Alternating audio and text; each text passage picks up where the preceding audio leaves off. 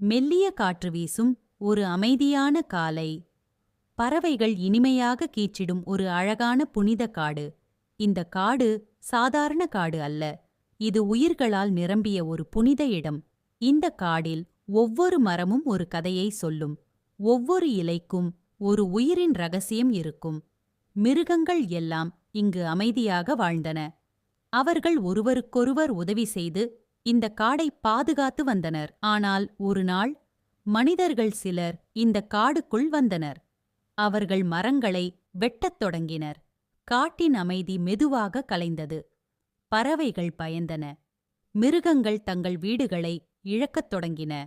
அப்போது இந்த காடை எப்போதும் காப்பாற்றி வந்த ஒரு மறைமுக சக்தி விழித்தது.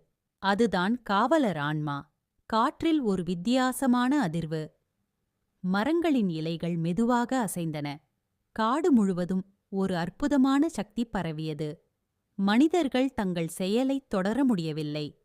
அவர்கள் மனதில் ஒரு மாற்றம் தோன்றியது. மரங்களை வெட்டுவது தவறு என்று உணர்ந்தனர். அந்த நேரத்தில் காடு மீண்டும் அமைதியாக மாறத் தொடங்கியது.